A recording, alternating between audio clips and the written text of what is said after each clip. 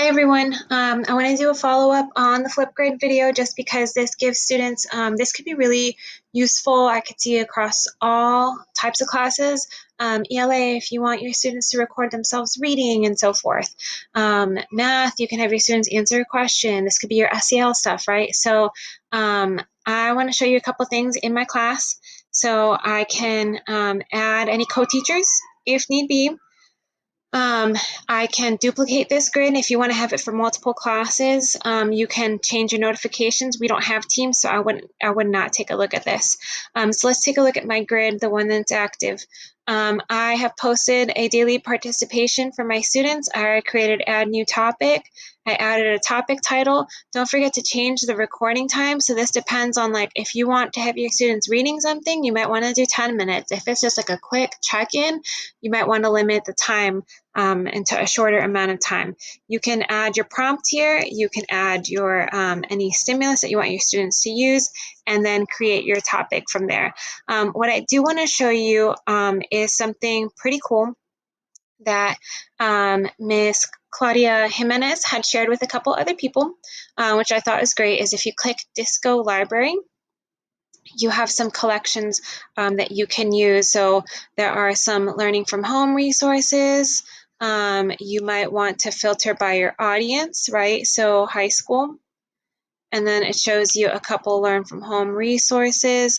You can also then filter by topic. So let's look at CTE. Looks like, unfortunately, there is nothing under home learning resources. So we will try like a different search. You can search the Met, right? And so this gives you a couple of tours of the Met. It looks like a lot of it is for elementary school students, but it could be kind of cool to integrate into your other classes. These are the things that it feels like that are available, right? And so you see a couple of options here. I'm going to clear the filters though, okay? And so let's say that first filter, the home learning, there was nothing. I'm going to look and see if for high school CTE, someone actually came up with something. And it looks like there are some topics for CTE that you might want to take a look at, right? And so these are stuff that has already been created. And so let's say, I don't know, I like this. It tells you what the stimulus is, right? And they could read that there. And then you can actually add this to a grid. So I'm going to do this with my algebra one since I have no students. So I'm going to click add in there. And as soon as I hit add, I can actually now edit this. So I can change the recording time if I want a greater time. I can also add stuff to it. I can add a topic tip. I can add other attachments, right? I can change it so students can reply to each other.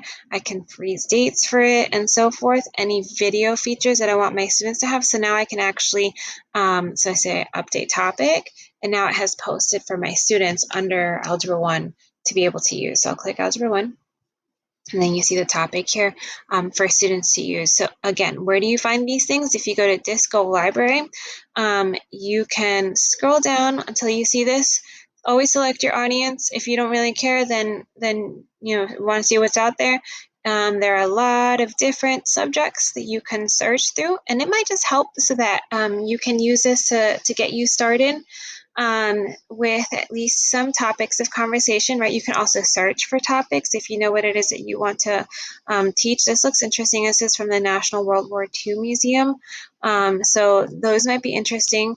Look, we got some Spanish in here under social studies. So yeah, take a look. Always click over here, always like actually click what you're interested in, and then it will show you the scenario. It looks like this one has like a video, and it actually looks quite interesting. So there's a prompt, and then you have some notes that you can add. So definitely take a look and see if there's anything worthwhile in here. So FlipGrid, again, is another really cool resource. Students, they don't necessarily have to have a computer with a camera for this because there is an app. And then look, there's some hits here, some really cool things that you can use for your daily topic of the day. Okay, any questions on FlipGrid? I'm not an expert, but I can try and answer them, so you let me know. Thanks.